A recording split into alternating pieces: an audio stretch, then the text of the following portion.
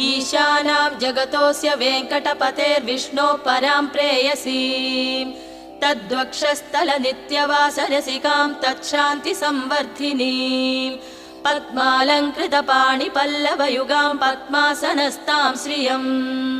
वात्सल्यादिगुणोज्ज्वलां भगवतीं वन्दे जगन्मातरम् ईशानां जगतोऽस्य वेङ्कटपतेर्विष्णोः परां प्रेयसीं तद्वक्षस्थलनित्यवासरसिकां तच्छान्तिसंवर्धिनीं पद्मालङ्कृतपाणिपल्लवयुगां पद्मासनस्तां श्रियं वात्सल्यादिगुणोज्ज्वलां भगवतीं वन्दे जगन्मातरम्